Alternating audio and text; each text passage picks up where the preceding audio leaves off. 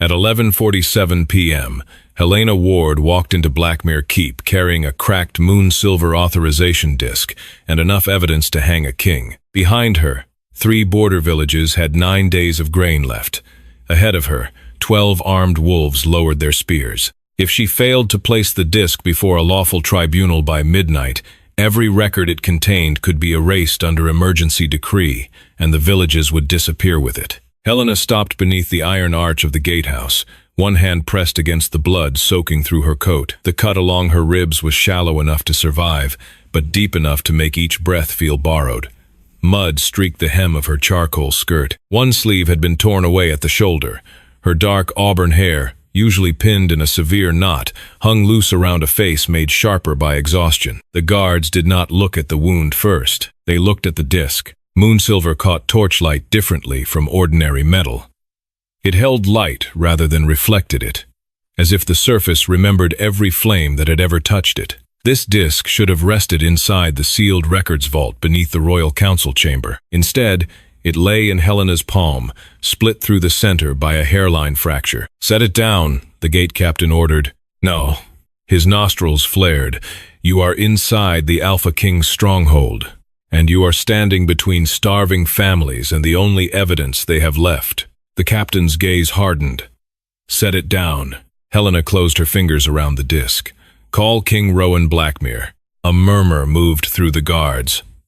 Not fear exactly. Something more disciplined than fear. Obedience trained by consequence. The captain stepped closer. "The king does not answer summons from trespassers.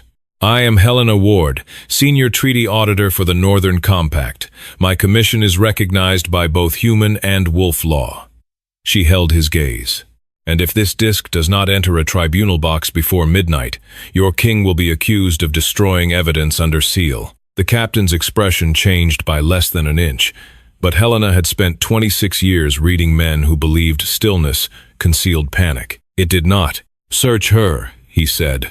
2 guards moved forward. Helena raised the disc beside her throat. Every spear in the archway lifted. "Touch me," she said, "and I break it." The captain went pale. Moonsilver was nearly impossible to forge, and almost as difficult to repair. A fractured authorization disc could still preserve the pressure pattern of every hand that had used it, but only while the core remained intact. Snap it completely, and the record died with it. Helena had no intention of destroying the evidence. She also had no intention of letting armed men discover that. Bootsteps sounded beyond the inner gate. The guards straightened as one. King Rowan Blackmere entered without ceremony, wearing a black military coat over an open-collared shirt, as though someone had pulled him from a council chamber rather than a throne. At 52, he carried authority without needing armor.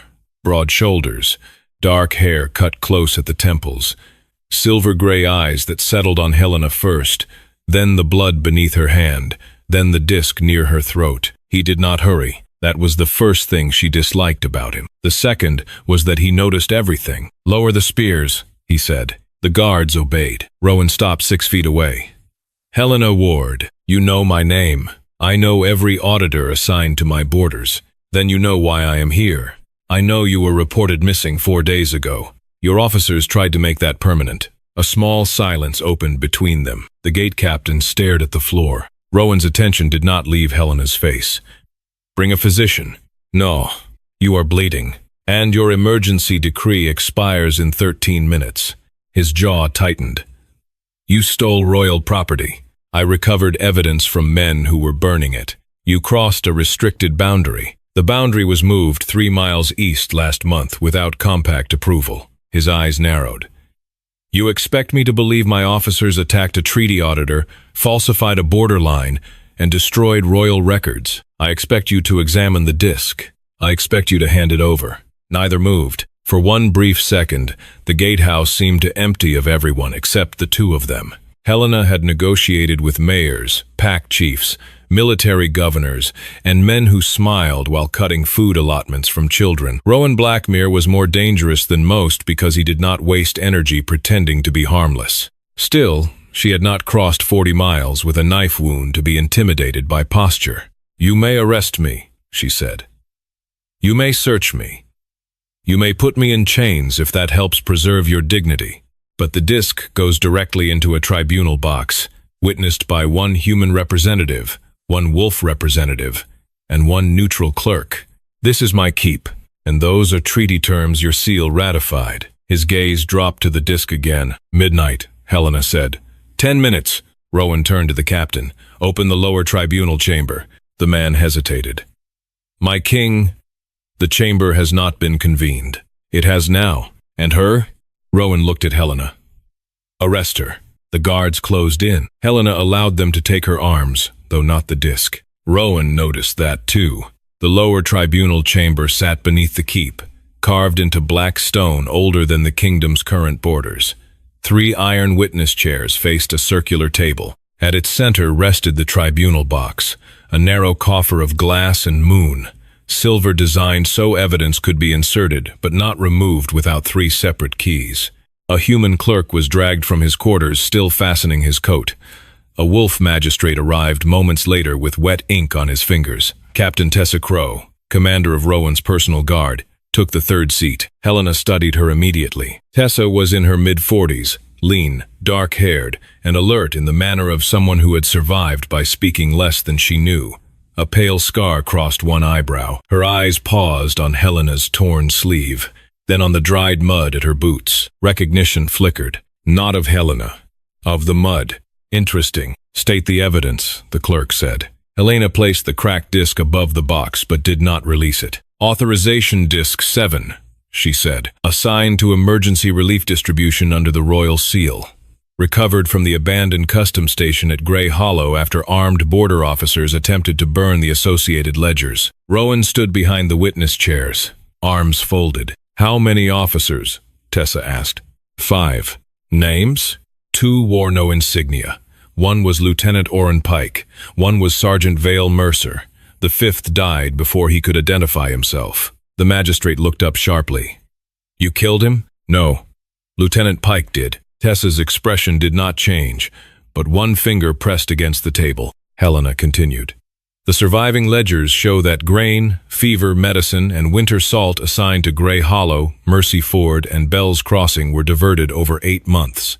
To where? Rowan asked. That is not recorded. Then your accusation is incomplete. My accusation is that someone used your private emergency mark to legalize the diversions. The chamber went still. Rowan stepped forward. My private mark cannot be used without my hand. Helena finally looked at him directly. That is why I came. She lowered the disc into the tribunal box. The instant it passed the silver rim, light traveled across the fracture in a thin white line. The box sealed with a sound like a lock closing underwater. Midnight bells began above them. 1, 2, 3. The clerk exhaled shakily. Helena released the breath she had held for 4 days. The evidence now existed beyond royal reach. Rowan's face gave away nothing. Open the impression field. The wolf magistrate inserted his key. The human clerk followed. Tessa reached inside her coat for the 3rd. Her hand stopped. What is it? Rowan asked. Tessa looked at Helena's boots again. Grey Hollow Custom Station sits on red clay. Helena glanced down. Her hem was stained dark brown, almost black. Yes, that mud is from the Eastern Service Road. Yes, that road has been closed for 6 months. Helena's pulse tightened. It was not closed when I arrived. Tessa lifted her eyes to Rowan. Someone opened it under guard authorization. Rowan's attention sharpened. Whose? Tessa did not answer immediately. That silence shifted the room more than any accusation could have. Finally, she inserted the 3rd key. The tribunal box unfolded its impression field above the table. Pale light rose into the shape of layered handprints, each preserved at the moment the disc had been pressed into service. The clerk counted them. 7 authorizations. Helena leaned closer. The first 4 belonged to regional quartermasters. The 5th matched Lieutenant Pike. The 6th was broader, older, with a damaged ring finger. The 7th carried the black wolf pattern of the king's emergency seal. Every eye turned toward Rowan. He looked at the imprint without blinking. That is not possible, the magistrate whispered. Rowan's voice remained level. Compare it. Tessa removed a small seal plate from the wall and placed his registered hand impression beside the disc record. The patterns aligned, not almost, perfectly. The human clerk stepped back from the table. Helena felt no triumph, only the cold confirmation of what she had feared on the road to the keep. Rowan had either signed the orders or allowed someone to use authority no one else should possess. "Where did you get this?" he asked. "The customs station." Before that, the disc was embedded in a burned dispatch chest. That chest should have been transferred to the Northern Archives. It never arrived. His gaze lifted to hers. "Who told you where to find it?" "A quartermaster named Elias Rook." Tessa went rigid. Rowan noticed. "You know him. He died 9 months ago," Tessa said. Helena stared at her. "He spoke to me 3 days ago." "No," Tessa said quietly. "I signed the report myself." The chamber seemed to contract around them. The first bell after midnight echoed through the stone. Rowan reached for the tribunal box. Helena stepped between him and the table. "Do not." His eyes turned hard. "Move. The evidence is sealed. My mark is on that disc. That is precisely why you cannot touch it." "I said move, and I said no." The wolf magistrate lowered his gaze. The clerk stopped breathing. Even Tessa watched with the stillness of someone measuring the distance to violence. Rowan came closer, stopping just short of Helena. He was taller by nearly a head, but she had spent too many years being underestimated by men who confused size with certainty. "If that imprint is genuine," he said, low enough that only she could hear, "then someone has compromised the emergency command of this kingdom." "If it is genuine," Helena replied, "your command may be the compromise." Something dangerous moved behind his eyes. Then the lamps went out. Glass shattered in the corridor. Tessa drew her blade before the first scream reached the chamber. "Down," Rowan ordered. Helena did not obey quickly enough. A crossbow bolt struck the tribunal box, glanced off moon silver, and buried itself in the wall beside her head. Rowan seized her by the waist and pulled her behind the stone table as a second bolt split the chair where she had been standing. The attack lasted less than 20 seconds. Tessa killed one assassin at the door. The second escaped into the dark. The third swallowed poison before Rowan's guards could restrain him. When the lamps were relit, the tribunal chamber smelled of smoke, blood, and bitter almonds. Rowan released Helena only after he seemed to realize he was still holding her. She stepped away at once. "Do not do that again." His expression darkened. "Save your life? Make decisions with my body before asking." A beat passed. "Understood," he said. It was not an apology. It was, however, the first answer from him that sounded less like a command. Tessa knelt beside the dead assassin and cut open his sleeve. Beneath the fabric was the black wolf insignia of the Royal Border Command, the same officers Helena had accused. The magistrate looked toward Rowan with open fear. Rowan stared at the insignia, then at the bolt lodged beside the tribunal box. "They were not trying to kill only her," Tessa said. Helena followed the angle of the shot. The first bolt had struck the evidence box directly. The second had been meant for Helena. "Destroy the record. Silence the witness." "In that order." Rowan stood slowly. "Seal the keep. No one leaves." Tessa rose. "Including the council?" "Especially the council." Helena studied him. "You believe me now?" "I believe someone inside my command tried to erase the evidence in front of 6 witnesses. That is not the same thing." "No. Hemet hergaze, but it is enough." A guard entered carrying a leather dispatch pouch recovered from the dead assassin. Tessa opened it and removed 3 folded warrants, all blank. Each bore Rowan's authentic emergency signature at the bottom. Helena felt the last piece of the night fall into place. Not forged orders, pre-signed authority. Rowan's face changed then, not with surprise, but recognition. He had seen documents like these before. "You knew," Helena said. His silence answered first. Tessa looked at him sharply. "My king?" Rowan took one warrant from her and held it beneath the lamp. "Years ago, during the Red Winter Uprising, I signed blank emergency writs so relief commanders could act without waiting for council approval." "How many?" Helena asked. "Forte." "And you never recovered them?" 38. The room seemed to tilt. 2 blank warrants had remained unaccounted for. Someone had built an entire system of theft, starvation, and murder on authority Rowan himself had created. Helena looked at the sealed disc, the dead assassin, and the king whose greatest weapon had become the evidence against him. Then she made the decision that ended any chance of handling the scandal quietly. She crossed to the public bell rope mounted beside the tribunal door. Rowan understood before she touched it. "Helena, the villages have 9 days. If you ring that bell, Every council lord in Blackmere will know the crown is under investigation. Yes, you could trigger panic across the border. You already have panic. It is simply happening among people no one in this keep has been forced to look at. His voice lowered. Give me 24 hours. No, I can secure the records, identify the remaining warrant, and prevent whoever planned this from moving against the villages. And I can spend 24 hours wondering whether you are protecting the truth or your throne. Pain crossed his face so briefly she might have missed it if she had not been watching for exactly that. He had expected suspicion. He had not expected it to matter. Helena wrapped her hand around the rope. Once I ring this, neither of us controls what follows. Rowan looked at the cracked disc glowing inside the tribunal box, then at the blank warrant carrying his signature. Finally, he stepped aside. Ring it.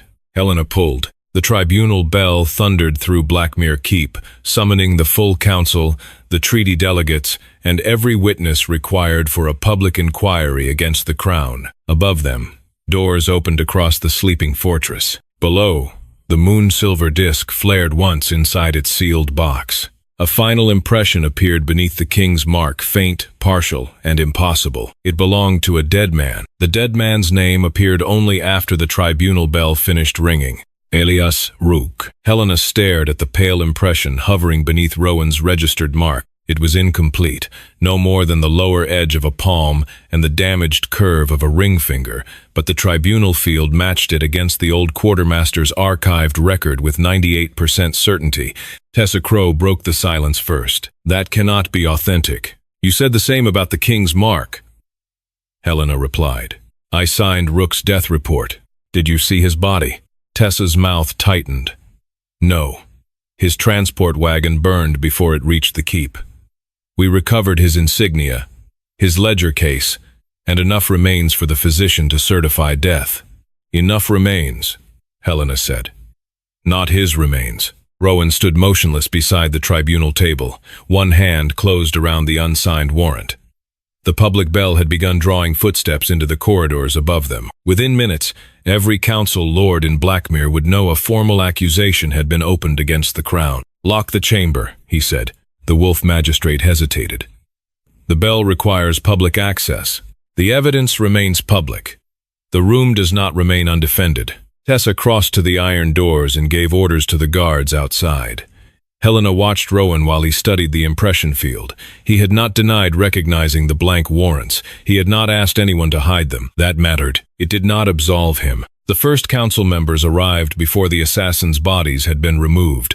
Lord Cedric Morrow, Master of Treasury, entered in a fur-lined robe with outrage already prepared. 2 regional alphas followed. Then the human treaty delegate, Rebecca Shaw, whose gray braid and plain blue coat made her look more like a village schoolmistress than the most relentless negotiator in the Northern Compact. Rebecca took one look at Helena's torn clothing and crossed the chamber without acknowledging the king. Are you injured? Not enough to leave. Were you attacked inside the keep? Yes. Rebecca turned toward Rowan. Then this proceeding remains under joint jurisdiction. It already does, Rowan said.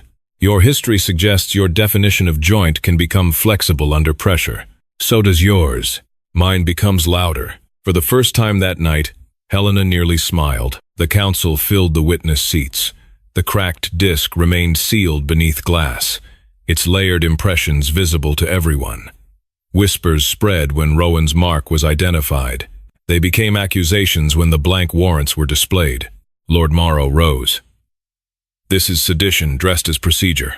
A human auditor enters the keep with stolen property, claims an authorization pattern belongs to the king, and rings a public bell before the evidence can be independently verified. The disc verified itself. Helena said, You expect us to trust the testimony of a woman found carrying royal property. I expect you to trust moon silver. Morrow looked to Rowan. My king, end this. Rowan did not sit in the elevated tribunal chair. He remained at the common table. No. The single word quieted the room. Morrow's face hardened. You cannot permit an outsider to place the crown on trial. The crown authorized the system under investigation, under emergency conditions. Emergency authority is not immunity. The council shifted uneasily. Helena studied Rowan's profile. The answer was correct, and he had given it before knowing what it might cost him. That mattered too. Tessa presented the dead assassin's insignia. Rebecca demanded immediate access to the Border Command roster. Morrow objected. Rowan overruled him. For 2 hours, the chamber became a battlefield fought with records rather than blades. Helena laid out the diversion pattern. Grain shipments marked delivered to villages that had received nothing, medicine rerouted through customs stations that officially no longer operated, salt allocations signed over to military depots that denied taking possession. Each movement had been approved through emergency writs. The numbers formed a map. Every stolen shipment passed within 20 miles of a wolf settlement damaged during the Red Winter Uprising. "Someone is rebuilding war stores," Tessa said, "or preparing to create the appearance of it," Helena replied. Rebecca understood first. If human investigators found hidden wolf stockpiles near treaty villages, the compact would suspend the border accords. "And mobilize troops," Rowan said. Lord Morrow scoffed. "No one would risk war over 3 starving settlements." Helena looked at him. "That is exactly why they were chosen." He stopped speaking. The villages were small enough to sacrifice, remote enough to ignore, and poor enough that any accusation could be dismissed as desperation. Whoever designed the scheme had not merely stolen relief, they had selected communities whose suffering would attract the least political cost. Helena felt something cold settle inside her. This was not corruption driven by greed. It was policy. At dawn, Rowan ordered all remaining emergency warrants frozen and summoned every officer who had handled border relief. He also commanded the royal kitchens and military stores open to immediate audit so supplies could be sent to Grey Hollow, Mercy Ford, and Bell's Crossing before the inquiry concluded. Lord Morrow objected again. "You would empty strategic reserves based on an unproven accusation. I would feed citizens while determining who starved them. Human citizens, treaty citizens." The distinction landed hard. By mid-morning, wagons were being loaded in the lower courtyard. Helena watched from the gallery above as sacks of grain passed beneath torchlight. Rowan stood among the quartermasters rather than sending orders from inside. He checked seals himself. He questioned drivers. He removed one officer for altering a manifest and placed another under guard when his answers changed twice. He was trying to repair damage with speed. Helena did not yet know whether he understood that speed could not replace accountability. "You have not slept," Rebecca said beside her. "Neither have you. I am old enough to survive stubbornness. You are bleeding through a borrowed dress." Helena glanced down. The keep physician had closed the wound along her ribs and wrapped it tightly, but the ache remained. "I need access to Rook's death file." Tessa denied it. She said the transport records were classified. "They are." Helena looked toward the courtyard, where Tessa was checking escort assignments. "Then we need someone with authority to open them." Rebecca followed her gaze toward Rowan. "You trust him enough to ask?" "No." "Good. Trust is a poor substitute for leverage." They found Rowan in the old map room, standing over a border chart marked with red pins. He dismissed the officers when Helena entered. "You should be resting. You should stop beginning conversations by telling me what to do with my body." His jaw shifted. "You are right." The direct admission caught her off guard. He moved away from the map. "What do you need?" "Elias Rook's complete death file." "No." Helena folded her arms. Rowan continued before she could answer. "Not because I intend to hide it. Because the file contains names of informants still living beyond the border. Then redact the names. The roots would identify them. Someone used a dead man's hand impression on a royal disc." "I know. Do you?" His eyes cooled. "Careful." "No. You be careful. The villages are starving because people around you have learned that your first instinct is secrecy." The words struck deeper than she expected. Rowan looked toward the locked cabinet behind him. "My first instinct," he said slowly, "is to keep people alive. And how many people have died beneath information you kept protected?" He did not answer. The silence between them was not empty. It held every blank warrant he had signed, every report he had trusted others to interpret, every village too distant to reach his table. Finally, he took a key from his coat. "I will open the file," he said. "You will read it here. No copies leave the room until the informants are secured. That is not equal access. It is the most I can offer without exposing them." Helena measured him. He was not trying to protect his reputation this time. He was protecting names she had not seen and lives she could not verify. 2 hours, she said. Then Rebecca receives a summary. Agreed. The file changed everything they thought they knew. Elias Rook had not died while transporting records to Blackmere. He had been arrested 3 days earlier for selling military routes to human smugglers. The burned wagon had carried no prisoner. The official report had been altered after Tessa signed it. Her signature was genuine. The final certification was not. Who had authority to amend a guard commander's report?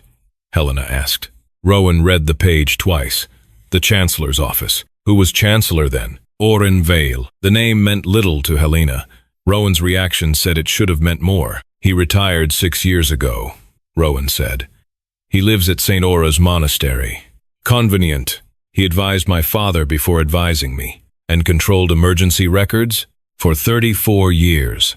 Helena turned another page. A visitation log showed that Rook had been transferred out of custody by order of the Chancellor's office.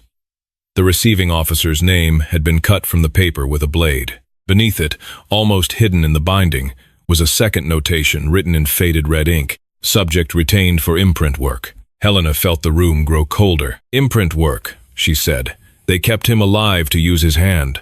Rowan's expression hardened. Moon. Silver records pressure, heat, and blood contact. A living hand produces a stronger authorization than a copied seal. So Rook may still be alive. Or was until they no longer needed him. Helena closed the file. We go to the monastery. No.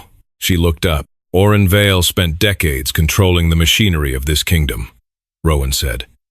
If he is involved, approaching him openly will warn everyone connected to him. Then we do not approach openly. You are not going. There it is again. This is not about your body. It is exactly about my body. You want me useful at the table and absent from the danger. I want the only witness who can reconstruct the diversion network alive, and I want a king who understands that protection without consent is another form of control. His face tightened. For several seconds, neither spoke. Then Rowan placed the monastery key seal on the table between them. What do you propose? It was the first time he had asked before deciding. Helena told him. By nightfall, she entered St. Aura's Monastery disguised as a compact records courier. Rowan remained outside the walls with Tessa and 6 trusted guards, close enough to intervene but far enough not to trigger the monastery's royal alarm. The plan depended on Oren believing Helena had come alone to sell the disk's missing impression record. It also depended on Helena trusting Rowan to remain outside until she gave the signal. Oren received her in a candlelit archive lined with sealed confession boxes. He was 62, silver-haired, narrow-faced, and dressed in the plain brown robes of a retired statesman who wanted history to mistake retreat for humility. You look less damaged than the reports suggested, he said. You look less retired. He smiled. Direct. I always appreciated that in auditors. We have never met. No, but I selected you. Helena kept her breathing even. For what? To find the disk. The words changed the room. Oren poured tea as though he had not confessed to shaping the first step of her investigation. The custom station was never meant to survive the winter, he said. Neither was Elias Rook. But records have a stubborn way of escaping men who believe fire is final. You sent Rook to me. I sent a man wearing his face. Helena's hand tightened beneath the table. A fourth twist. The quartermaster she had met 3 days earlier had not been Rook at all. Who was he? A wolf with sufficient resemblance and no remaining loyalty to Blackmere. And the hand impression, real. So Rook lives. Oren's smile faded. For now, Helena touched the ring on her finger, turning it once. Outside the walls, Rowan would see the tiny reflected signal through the archive window. He would know the central assumption had changed. Oren noticed the movement. His gaze dropped to the ring. You did not come alone. Helena stood. The archive doors locked. Oren remained seated. You believe Rowan Blackmere is outside waiting to rescue you, he said. But the king has already chosen his crown over you once tonight. Helena's pulse stumbled. Oren slid a folded order across the table. It carried Rowan's signature. Her arrest warrant, issued 40 minutes earlier. The charge was treason against the crown. For one terrible moment, every fear she had refused to name stood before her in black ink. Rowan had opened the files, followed her plan, and then signed an order that placed all blame on her. Oren watched her face carefully. "He needed your evidence," he said. "He never needed you free." Helena picked up the warrant. The signature was authentic. Outside, bells began ringing from the monastery courtyard. Not the agreed signal. Royal guards entered the outer hall. Rowan had come. Helena could not tell whether he had come to save her or arrest her. Would you expose Rowan immediately after seeing the warrant, even if doing so could destroy the investigation and endanger Elias Rook? Or would you trust him one final time, and why? The archive doors opened before Helena could decide whether to burn the warrant or use it. Rowan entered first, unarmed. Tessa followed with 4 guards, but their swords remained sheathed. No one moved toward Helena. Oren rose slowly from his chair. "Your timing remains theatrical." Rowan's eyes found the warrant in Helena's hand. Something in his face changed. Not guilt. Recognition. "Where did you get that?" "Oren gave it to me." Rowan looked at the retired chancellor. "You opened the sealed courier channel." "I built the sealed courier channel." Helena held up the warrant. "Is the signature yours?" "Yes." The answer cut cleanly. Tessa shifted beside him. "My king, do not soften it," Helena said. Rowan met her gaze. "I signed it." The room seemed to narrow around the space between them. "Why?" she asked. "Because Oren's network still controls parts of the royal command. If I issued an order protecting you, he would know I had chosen your side. If I issued an arrest warrant, every officer loyal to him would believe you were being delivered into custody. You used me as bait." "Yes." Oren smiled faintly. "At last, an honest king." Helena's anger arrived without heat. It settled into something colder and more useful. "You promised to ask before using my body in your plans."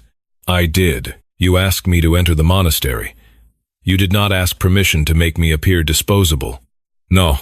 "Then the betrayal is real, even if the charge is not." Rowan accepted the words without defending himself.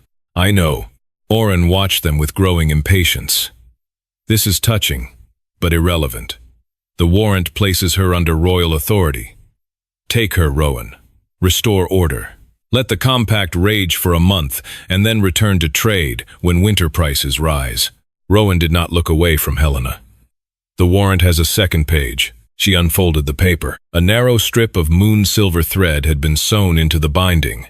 Beneath Rowan's arrest order was an instruction written in cipher. "Any officer attempting to transfer Helena Ward outside joint tribunal custody is to be detained for conspiracy." The warrant had not been designed to imprison her. It had been designed to reveal who tried. Helena looked toward the guards in the outer hall. 2 men had already been separated from the others. One wore the insignia of the monastery watch. The second carried the Black Wolf badge of Rowan's border command.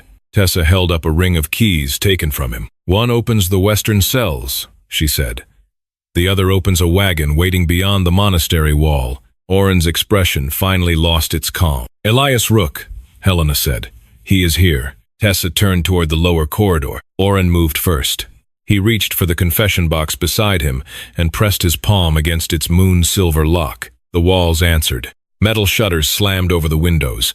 Bells rang beneath the floor. Somewhere below them, gears began turning.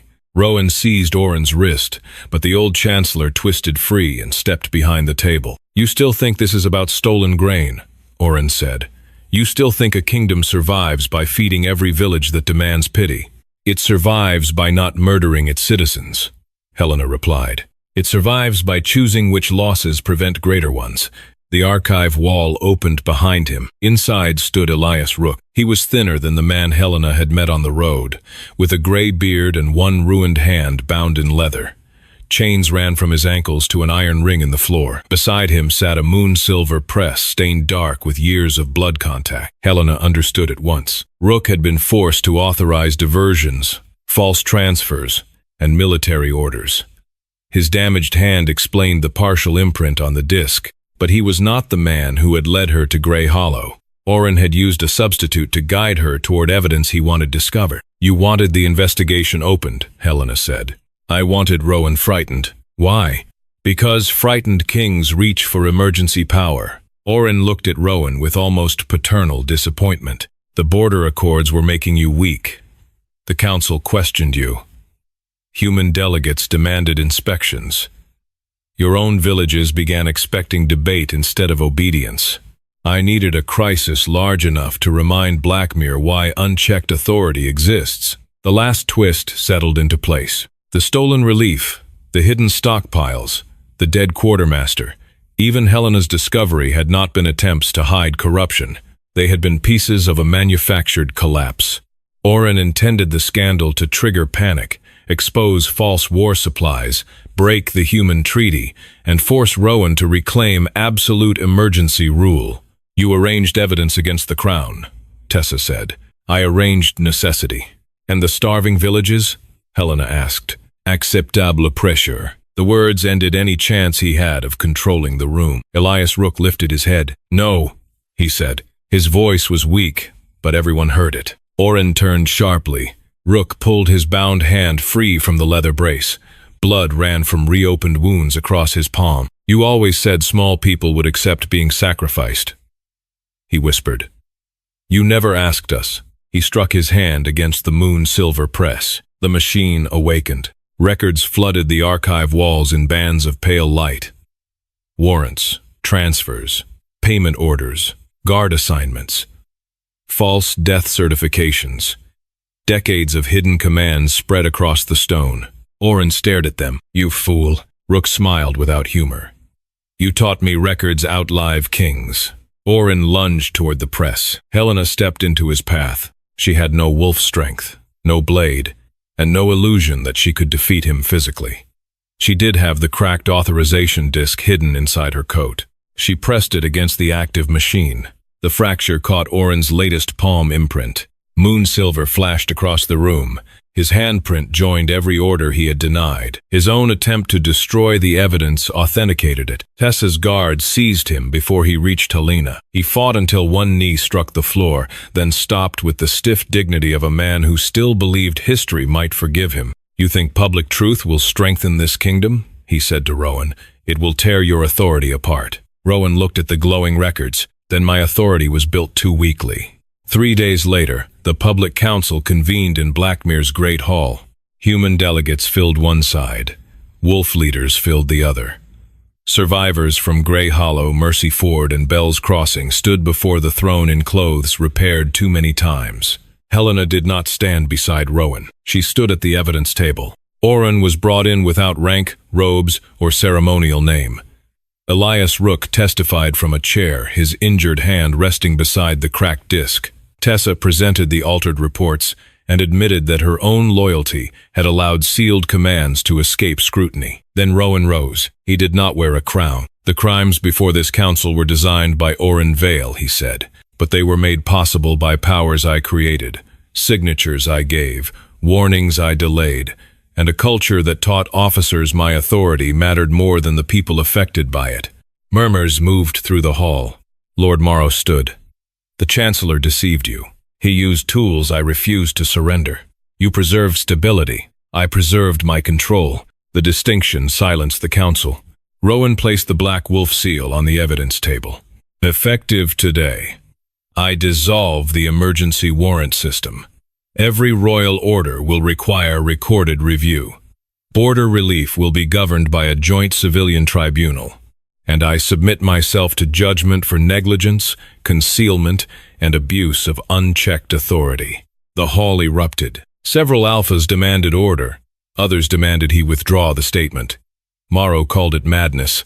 Helena watched Rowan remain standing while the power around him cracked. This was the cost he had chosen before knowing whether she would remain. Not an apology made in private. Not a promise made while afraid of losing her. A surrender of the authority that had defined him. When the council finally quieted, Rowan spoke again. I also abdicate the throne until the tribunal determines whether I am fit to serve in any public office. He removed the royal ring and placed it beside the seal. Oren laughed from the prisoner's bench. You have destroyed yourself for villages that will forget your name. Rowan looked at him. Leadership is not a bargain for gratitude. Oren's final defense failed because he could not imagine power without control. Faced with public records and Rook's testimony, he refused responsibility and insisted every death had been necessary. The tribunal convicted him of conspiracy, unlawful imprisonment, attempted murder, treaty sabotage, and the deliberate deprivation of civilian settlements. He was sentenced to life confinement under joint human and wolf guard, with every order he had issued entered permanently into the public archive. Rowan received no prison sentence. He did lose the crown. For 1 year, he served without title as a border relief administrator under civilian oversight. He traveled to each village that had been denied supplies. He listened to families who refused to forgive him. He rebuilt storehouses without placing his name on them. Helena returned to her original goal. The independent border court opened in Grey Hollow inside a former customs station. The cracked moon-silver disc stood behind glass at the entrance, its fracture unrepaired.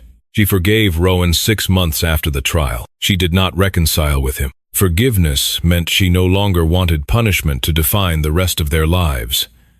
Reconciliation required proof that his change could survive without her approval. He never asked her to shorten that distance. A year after his abdication, Helena found him outside the court carrying boxes of winter records beneath a clear autumn sky. "You are late," she said. "The Eastern Bridge collapsed. You could have sent someone." "I could have." He set the boxes down and waited. No crown.